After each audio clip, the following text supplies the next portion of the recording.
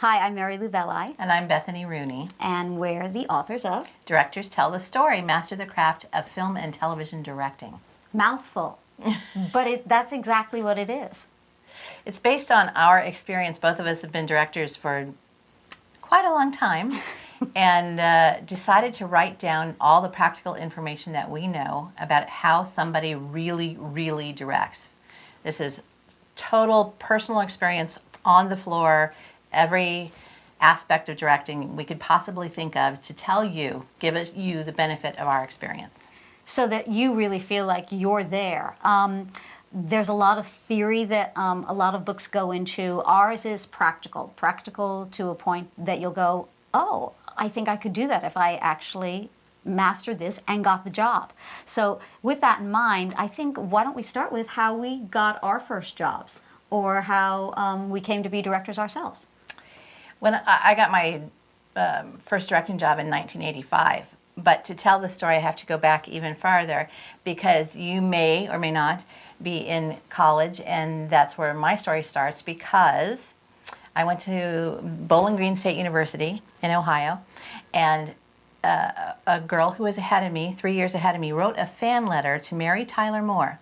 And because of that fan letter, must have been great writing, she got a job in the accounting department at MTM. I guess that's the only place there was a job at the time.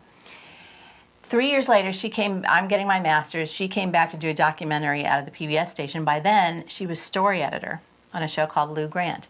And I said, her name was Michelle Gallery. Thank you, Michelle. I said, Michelle, I'm coming out to California. Can I call you? Yes. So I drive out to California after I got my master's, called her. I had an interview at MTM. 2 days later, a secretary quit. A week after I arrived in California, I had a job as an assistant to the producers on a show called The White Shadow. 1978, I'm sorry to say. And in that first year of The White Shadow, there was an executive producer, a line producer, a writer, an associate producer, and me. That was it. The entire 5 of us creating the writer's office of that show. And so I just learned everything there was to learn. I just soaked it all up. And 3 years later, those same producers created a show called Saint Elsewhere. And at that point, they promoted me from assistant to associate producer, which meant I supervised all the post-production on the show, which is a fantastic training for directing. We can talk more about that later if you want. But the idea is I saw every frame of every episode hundreds of times. Did the director tell the story or not? Could we manipulate the film to tell the story or not?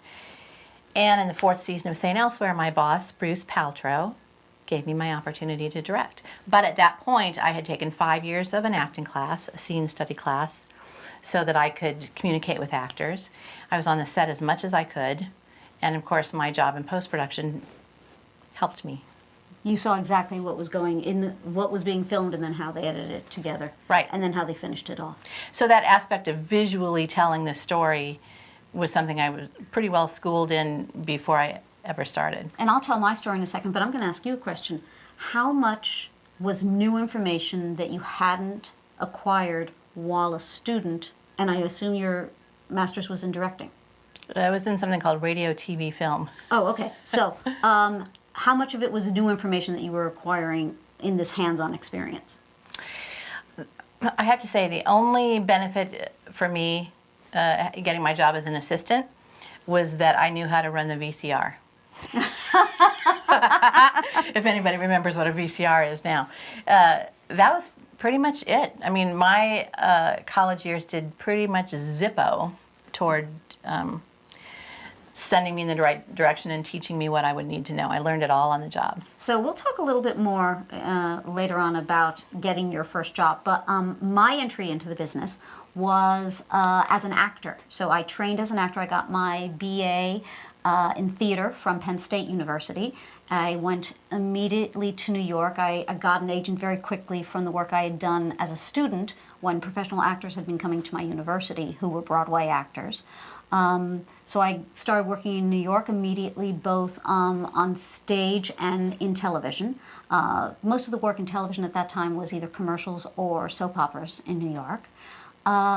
After about 3 years, I moved to Los Angeles with the man I married in New York. Very quickly after I arrived in New York, we met, and he had a car in LA. Woohoo! That's what you need. And actually, and I was living in an apartment that was turning co-op at the time, and we got money to leave that apartment, which was what the New York real estate market was like at that time. So when we got to Los Angeles, we had money to buy a second car, which is what you need when you get here. I started working 4 days after I got here on a sitcom. It was called Domestic Life. Steve Martin was the executive producer of it, and how'd you get that job? I was actually sleeping in the den. My husband and I, at that time, were sleeping in the den of the executive producer, and I got the job really because I was the same height as the teenage girl on the show, Megan Follows, who some of you might remember. Probably her most lovely role she ever played was Anne of Green Gables as a teenager. But wait, how did you know the EP, the executive producer? The EP was old friend of my my husband's. I think they met in an acting class. His name was Ian Praiser. Ian Praiser and Howard Gewurtz had created this show called Domestic Life, and I was coming in to stand in for the young actress on the show and become her acting coach. While on that same show, the adults on the show saw me giving little, tidbits to the teen actress on the show, and they started asking me advice, and I quickly morphed into the acting coach for that series and a couple more pilots, and then the next series I worked on, which was long running, was Charles in Charge.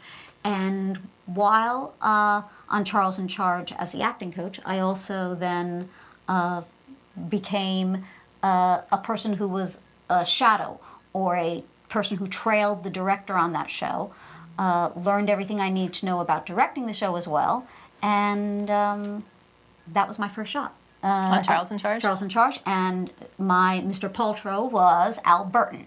So Al Burton gave me my first shot at directing that show. He asked me back the next season to direct more, and the rest was history. You know that you bring up an interesting point there, because people always ask, how do they do it? How do they get in? And we had mentors. We had somebody who gave us the opportunity, and anybody who directs needs that too. Yeah. At least in television.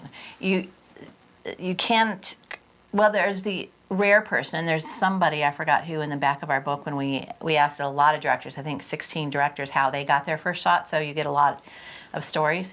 One guy said, I gave myself the job, who was an executive producer. Yes, that was Peter Tolan of Rescue Me, who said, it was the easiest way, I think. But that seldom happens. Usually you need to have somebody give you the opportunity, somebody who believes in you, somebody who will give you the hand up and say, come on, come here, I believe in you. Let me give you an opportunity to direct. But that also is to say, once you are in a company and you are known to a company, they are much more, they're less reluctant to not give you a job. So they are more inclined to give you a job if they know you, trust you, and want to help give you that leg up. And that being said, there is no position that I wouldn't take to get inside the show you want to be on, or around the kind of people who can hire you for the job you want. So taking a PA position on any show, I think, is a great introduction. There's people will always spot if you're that smart person, that person who is focused, that person who shows up before call time and leaves after call time, who is asking questions that shows your perception of an understanding of the medium. And I got my first agent because I asked one of the directors on Charles in Charge, where I was observing or trailing, I asked a very pointed question, and it showed that I understood what was going on. He remembered it 2 years later when I interviewed with him, and he became my agent and remained my agent for 19 years. My goodness. Yep. That's a good story. It is a great story, isn't it? Scott Arnovitz. Great guy. There you go, Scott. There's something for you. Which brings up the fact of how you and I met. Yes. Mary Lou directs mostly multi-camera, sitcoms, that kind of thing. What else? I mean, you would just say, yes, you know, and I was looking for the opportunity to break out of that world and open up the horizons of single camera, because I had been doing a show that was sort of a hybrid. We would shoot some single camera stuff, some multi-camera stuff, but it really is two different worlds. yeah. So, Which, let me digress for just a second here. Mary Lou just said you should, you know, get a PA job wherever you can get a PA job. Yes, here's the but. If you start in multi-camera, chances are you won't be able to move over to single camera, and vice versa, because there is a very strong wall between those two genres, and people don't easily cross it. And kind of where you start is the direction that you go in. Wouldn't you agree? so I would be sure of which one you would like to be in before you spend a whole lot of time putting in your Putting in your time. put in your time, and that's exactly what it is. But we met because I knew the executive producer of South of Nowhere. South of Nowhere, which was a show where Bethany was the premiere director on, and the executive producer, who I had worked with before, knew we would like each other, and she was right. That's right. And Mary Lou was the kind of shadow that she was talking about just a second ago. You always came at call. She stayed till wrap. She knew when to be quiet. She knew when to ask questions. She was very interested and involved, totally gave of herself and her interest for our very long days. I don't know if you know this, but in single camera, usually you have a 7 a.m. call and you try to wrap by 8 p.m. So you're very immersed in that world when you're in it. And she didn't come for, you know, an hour or two here or there when it suited her. And we were way off in... So it was a drive. It was a drive, and we were in a bad location because it was a closed down juvenile detention facility where there was no water. Thereby, it was a cheap location at which to shoot. But they had, you know, a gymnasium, they had lockers, they had classrooms, they had some homes that we used as administrative homes or family homes on the series. So basically, we're all at that one location, and it's 60 miles from where we live. So it was a long drive. It was hot. There was no water. You were in porta potties all the time. Not all the time, but you know what And I mean. I thought I was the luckiest woman in the world to have this opportunity to go there every day. Oh, that's a nice thing to say. And when I got there, when Bethany wasn't doing the things she would do as a director, that downtime while they were lighting, I might ask questions. And we also found that we loved talking about Directing. the process of directing. And that's what we really had in common, I think, bonded us. We're very passionate about it, both of us, because it's the best job in the world. Oh, it is. It is, especially if you're a know-it-all like we are. Which is, you know, the truth of the matter is, the job of a director is to be a problem solver and to be a leader. And so you have to have that kind of personality to be able to do it, first off, right? Right. So what happens is the day starts, and the first thing up is the first rehearsal of the first day. And there will be problems to solve right then. How do you block the actors? Where do you put the camera? You know, what kind of production problems are we dealing with? What are we dealing with in terms of crew? You were just talking about a crew person you were dealing with on your last show who was presented an issue. He was presented an issue, and the problem-solving process for him was he was in a location where what he needed, he was a set decorator, was not as readily available, nor was the budget for what he needed available. And the third factor, which was a personal factor that probably went into part of the situation, was I think he thought it was reflected badly on him that it wasn't done the first time. This was about correcting something that wasn't done to what we wanted to shoot with the first time he tried it. And then the second time, we got exactly what we needed. But the first time, what he had done was stellar work as well.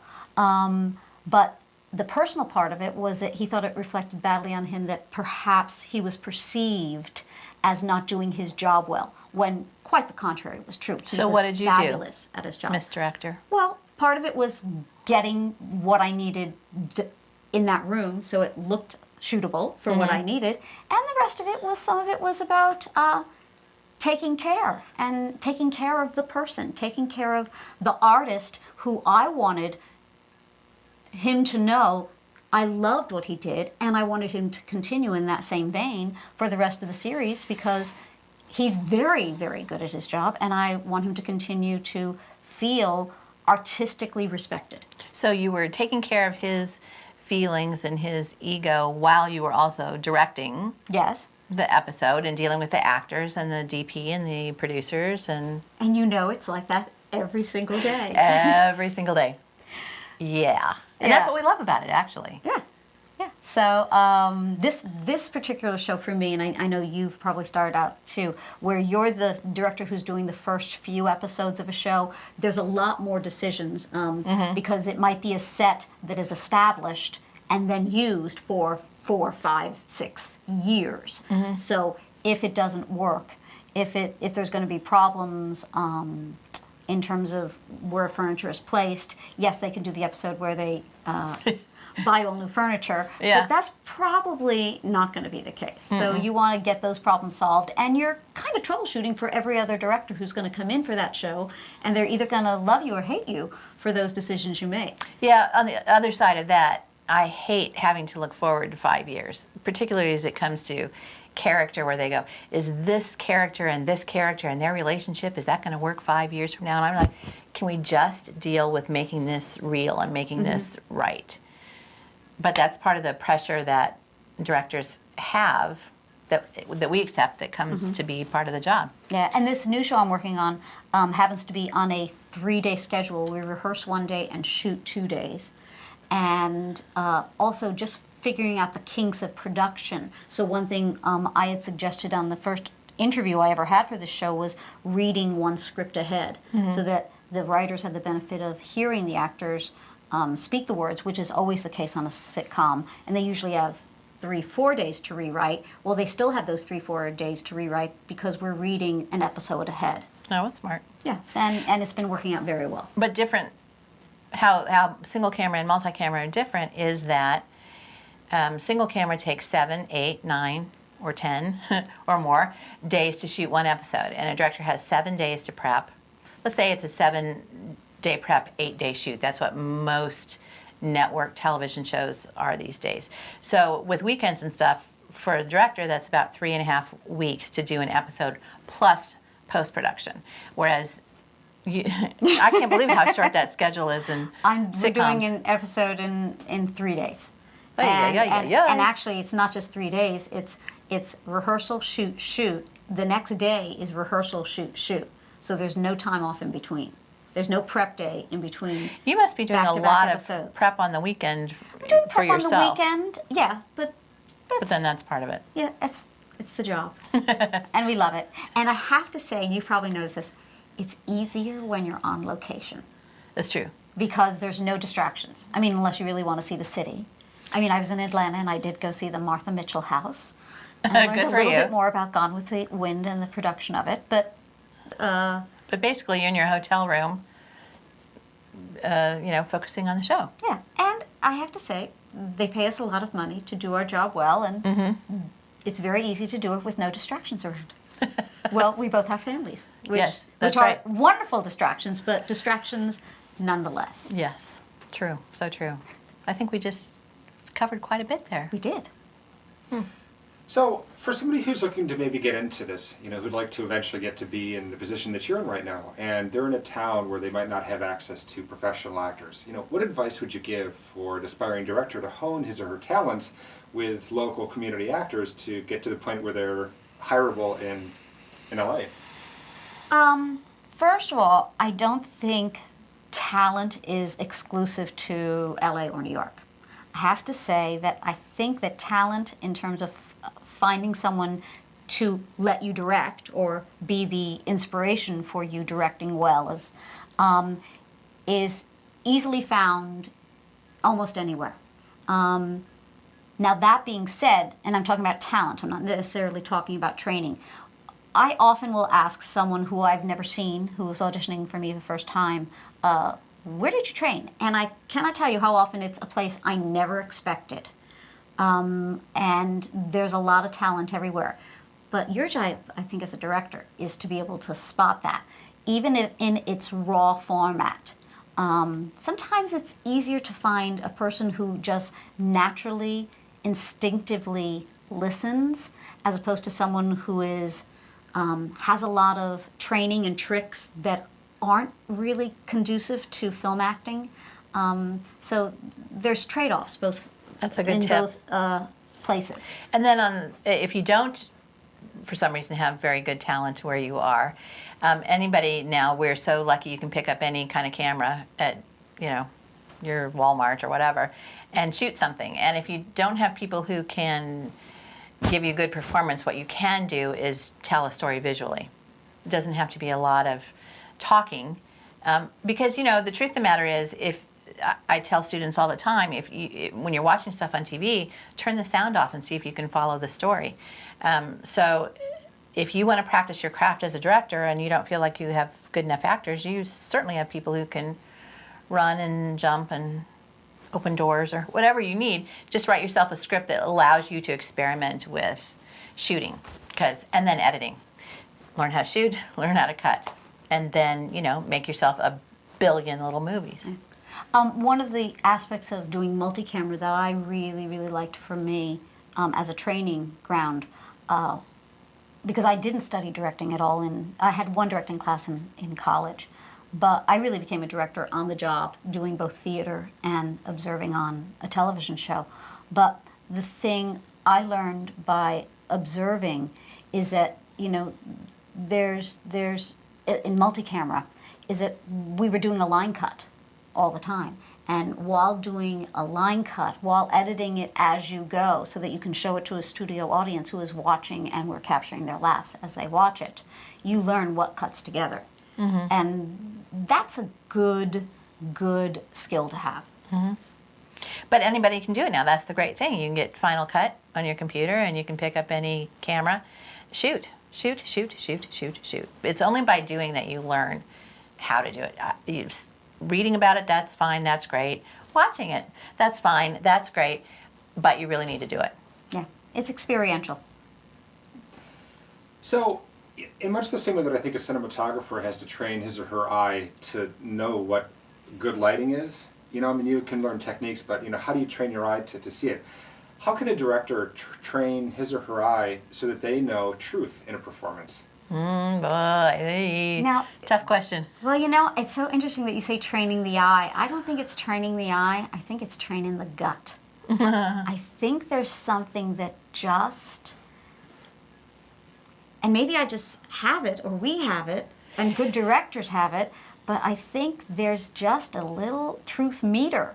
It either rings true or it doesn't. It's either fake or it's not. I will tell you, there is something that happens to me, and I don't know if it happens to you. When something's very compelling and very real, I often find myself sitting forward. Uh-huh.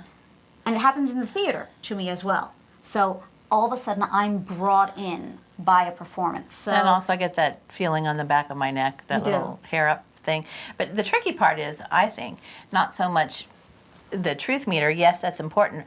But if it isn't ringing true, how do you fix it? That's really the job of the director. And what's in your bag of tricks? How do you go, I see what's wrong here. I know exactly the thing to say to bring the actor to the performance that I need. Or I see what's wrong here visually, and I know exactly how to fix that. Let me talk to the DP or the camera operator. That's really how we do what we do. And I think we have chapters in our book which talk specifically about all these things where we'll give you a for instance and give you problem, solution. If this happens, I would say this. Mm-hmm. And a list of, and we talk about vocabulary in terms of, well, there's lots of vocabulary in it, but let's say, for example, we're dealing with an actor's performance. What are some of the things you can say that unlock something in an actor's brain, mm-hmm. And it's not always the first thing you say. Sometimes it's trying to get to the same result with many different tries of how about this, how about this, how about this. And I will say, you know that look in an actor's eyes when you say the thing that does gel for them, and inevitably the next take is great. I had one of those this week. I was working on a show, and I had two shadows with me, people who want to direct, and one of them came up to me and said, "What did you say?"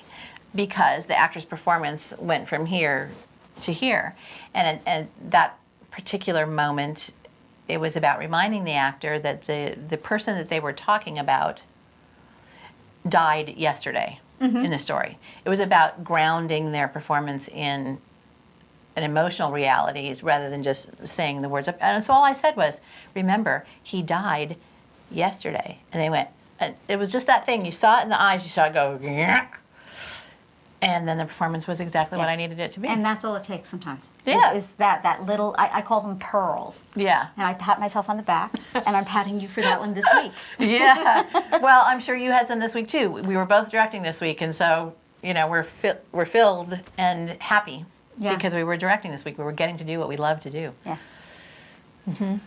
How viable is theater as a good way for aspiring directors to learn the craft of working with actors, especially if they're in a non-production city? Is that a good way to start? I think it's a marvelous way. I don't like it. So there you go. There's two coins.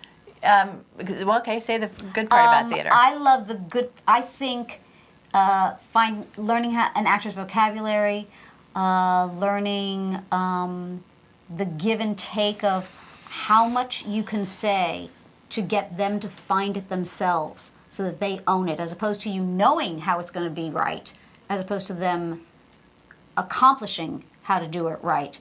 The theater gives you a lot of time to do that. So you may not learn how to direct fast, but you will learn how to direct thoroughly.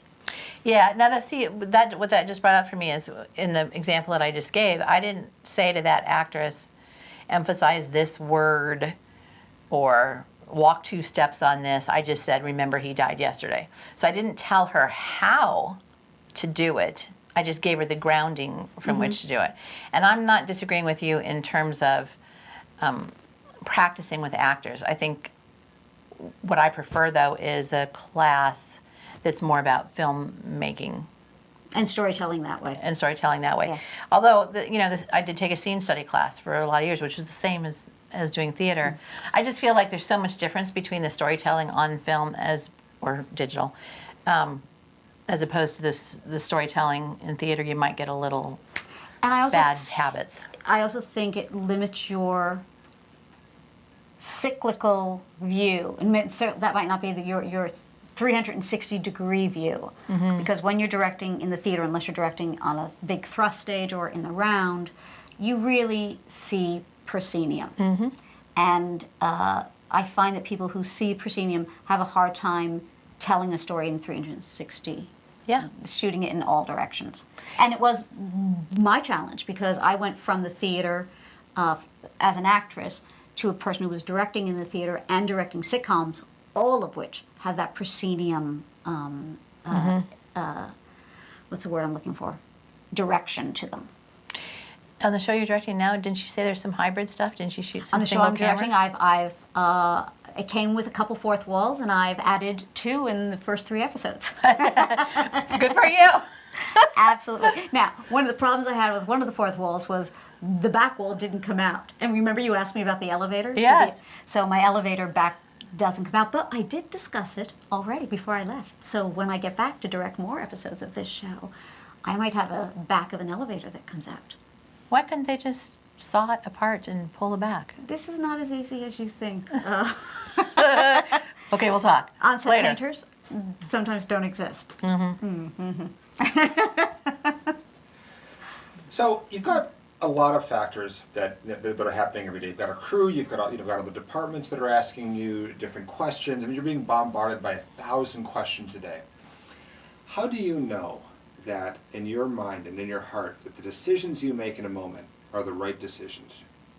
And how do you find peace with that and not live out your day second guessing yourself? Geez, Jason, I think you must have been in this position and you want to know. All right, so. Okay, so here's my feeling about second guessing. I I think if you're a person who equivocates and second guesses a lot, this might not be the profession for you. I hate to put it that bluntly, but I worked with a up-and-coming director. It was actually a person who started out as an editor, and he did this all the time, and it was his downfall. He directed one beautiful short film, and that was it. And the amount of time it took for him to make one decision was painful to watch. Now, for an editor who sits by himself in a room and has all these choices, that might suit his skill set better, but it's hard. Now, here's what I also do. I'm very decisive about making a decision, and if it's wrong or it needs to be tailored, you can tailor it, but you're tailoring it from a decision made. Very good point. And unless it impacts a huge amount of production money, it's usually tweakable. Having said that, I think most directors, this is me on my drive home, totally re-spooling everything I shot that day. And also usually in the shower the next morning. But I have to say that usually what I'm doing is cutting it in my head and making sure, that I didn't forget anything and it's all good.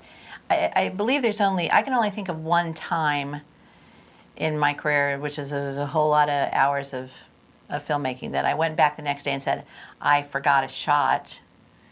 And you're not the first director who said that. Yeah, I forgot it. Well, I mean, I've said I forgot a shot, but this was a big deal. I had to go back into an existing set that we'd left already and shoot a shot. But I agree with what you said, though. The job of the director is to make decisions. The job of the director is to prioritize. The job of the director is to take all the input that comes in, and everybody's asking, shall we do this or that? Shall we do this or that? Do you want this or do you want this?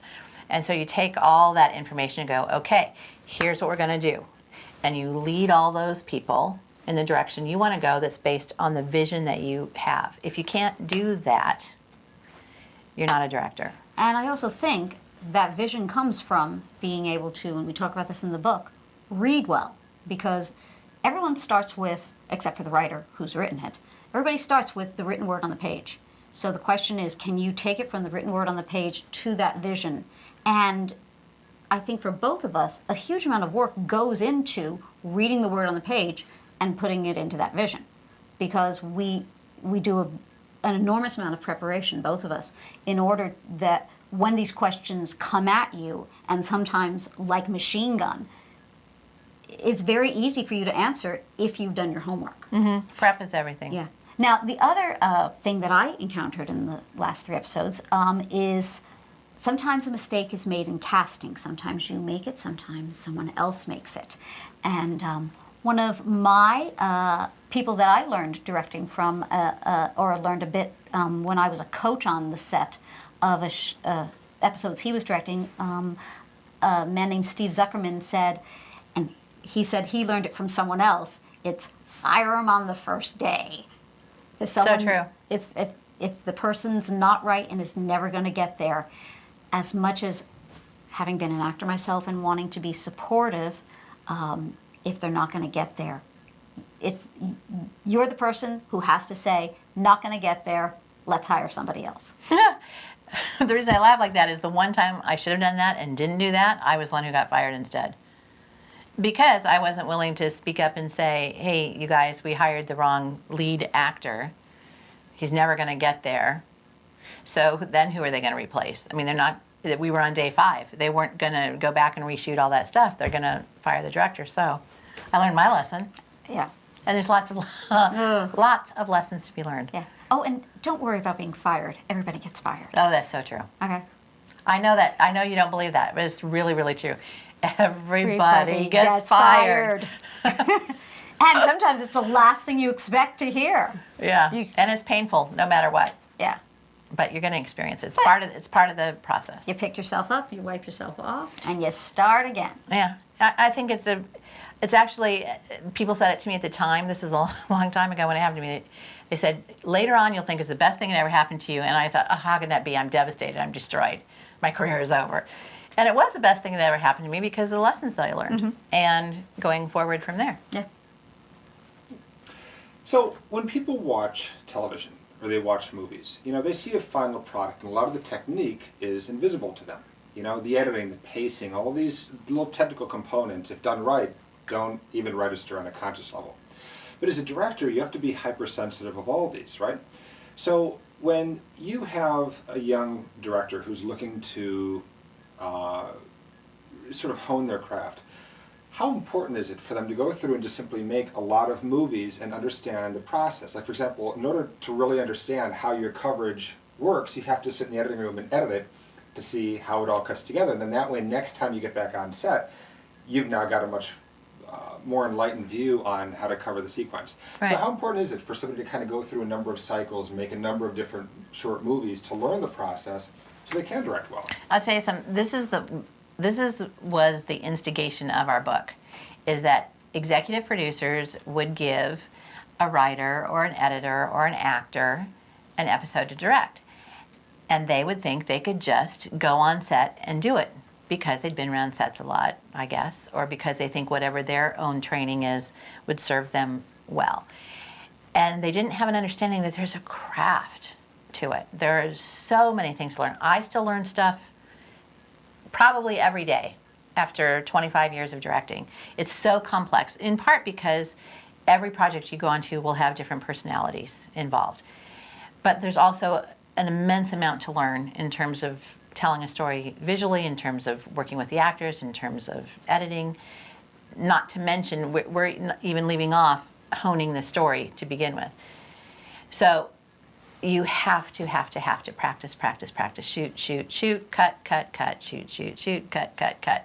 And then I'm going to add to that. And after you shoot, cut, your skills of analysis become so much better that then when you go back and watch, let's say, an episode of television, you're looking at it with a completely different eye. After every project you do, you'll go, oh, I didn't notice that. Where one might say, well, I can't learn by just watching. Well, you can learn an immense amount by watching and analyzing. Go, oh, that's how they paced it. Oh, that's how they shot it. Oh, that's the coverage they got. But unless you know what the components are, you're just watching a TV show. And part of that is you learned how to analyze it by doing it. Mm-hmm. You must. Because you don't want to get your big break and not know what you're doing, right? So, or like those editors, actors, and writers that I'm talking about, just think you can stroll on to a set and do it. You can't. Please practice it. Read our book. Directors tell the story. Yeah. Because that's what you have to do, is tell the story. Yeah. And all the components that go into it. Cool. So one last question for you. So a lot of people want to try to make it in Hollywood, and I'm sure you've seen a lot of people come and go. So what attributes do you look for in somebody whenever, well, not necessarily whenever you hire them, but people who've made it? What are the attributes of somebody who is successful and working as a director within the industry? I'm going to go one-on-one. You go first. I think that the most, this is a hard one, because I was going to say the most important thing for a director is to be decisive, but you can only be decisive if you have the wealth of knowledge that allows you, your brain, your little computer there, to go analyze, prioritize what's important, what do we need, how do we provide it. So you can say decisive, because I'm going to say smart. Okay. There you go. And next thing I would say is being a leader. And the other thing I would say is you need to be empathetic and sensitive. You need to understand humanity and understand human behavior. You can't direct actors to give a true performance unless you understand how humans interact. In a scene, do the actors want to be far apart from each other? The characters want to be far apart from each other or close to each other? And if you need to direct a performance, how do you provide the insight that allows the actor to give that performance? So that's actually the base upon which it all stands, I think. And, I think there's a lot of self-determination. I think you don't get to be a person who has directing skills to a person who actually gets to direct a television show without being a person who is focused on getting there and getting someone to give you that job without alienating them. I was just going to say, yeah, I think the other part of it is people skills, basically. You know, you can't just bulldoze your way into somewhere. You have to make people love you, and because that's the way they are going to give you your shot, first of all, and most practically. But also, that's how you're going to get performance from people. That's how you're going to get people to give you stuff for free. That's how you're going to get a group of people to gather on a weekend and help you make a film. You can't do it by being a jerk, right? Absolutely. And if you really want someone to give you a job of directing television, which is what we do, which is a huge amount of responsibility, and there's a huge amount of money that goes into making that one episode, you can use your empathy skills, which we already talked about, to say, why should that person trust me with this job? And you have to convince that person or provide the opportunity for that person to see that you have all those skills. And it's a lot of very different kinds of skills. Yeah. And you need to practice them all, Yeah. to be a director. Good. One last question for you.